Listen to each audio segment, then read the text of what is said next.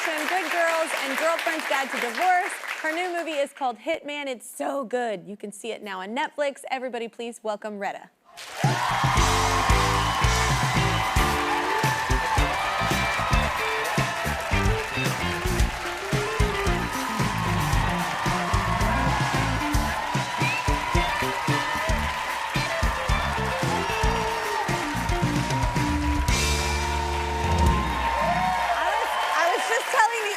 They have to go see Hitman. It's so good. It's fun. But it's nice to have you here in New York. Why, you haven't been on our thanks. show, I don't think, since you've been in New York. Yeah. I haven't been here since you didn't have monitors as an audience. Yeah, exactly. Everything was a weird time, now that you think about it. Strange stuff. So I was talking to Gail and Eddie about just being on stage and how it's such a different, lifestyle, different vessel for us. So what was like your first experiences on stage? What do you think?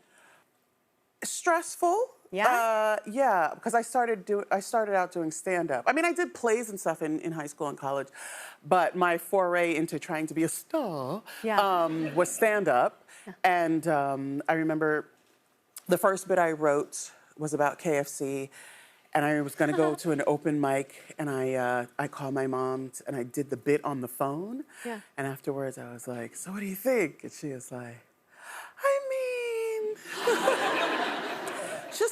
She's like, I mean, you're still working on it, like, And I said, no, I'm going on stage tonight.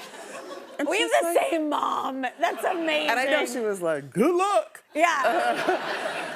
And then I went, I did it, I killed. Nice, nice. You stuck with it, you stuck with it. And I called her and I was like, I said, it went really well. And she was like, huh.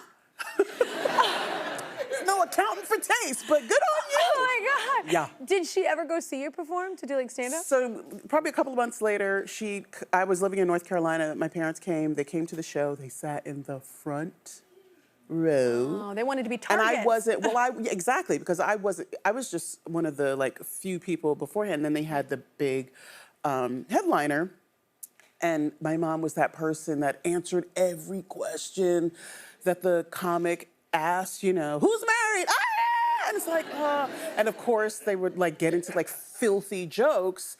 And my mom's like super religious, and she was like, dear God. I was like, well, shut your mouth. What are you doing? Yeah.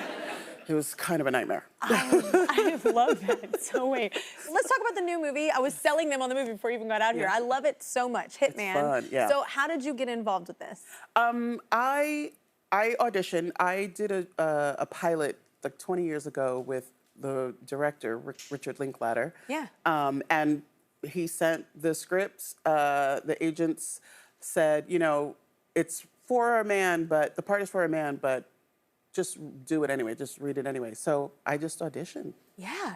So, but like the movie, like, did you get the script and you're like, what? Like Glen Powell's character plays so many different people, and it's based off of a real dude. Yeah, it is. Yeah. When I read it, the fact that a cop would allow a professor. Okay. Because when you have to audition, I don't read the whole script. I'm like, I'm not putting all this work in if I don't have the job. Yeah. So I read my parts, and I put that stuff on tape, and then and it took forever, by the way, to find out that I got the job. It was months later. I was at a party, and Glenn was there. And Glenn was talking, and he was like, oh, it's going to be we were going to shoot in Austin, but now we're going to New Orleans, but it's going to be so great to shoot, blah, blah, blah. And I was like, why is he talking to me like I have this job? Because nobody called me. That's how you found out? Yeah. Oh. So he's talking.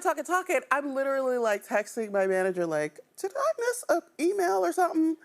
And when I finally got a hold of my agents, they were like, oh yeah, Rick does want you for the part. They just had to push the shoot because they're waiting to get all the money. So I didn't even know I had the part, and Glenn was like all chummy, and I was like, why are you trying to hurt my feelings? Tell me about this movie y'all are shooting.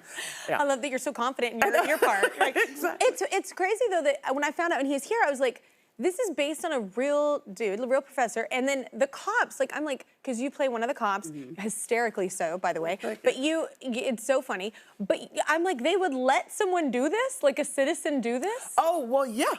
I mean, the way it started was, I guess the original, the real cop who normally goes in to the sting operation as the hitman couldn't do it, and so they asked the tech professor to do it, and he was so good that he kept doing it.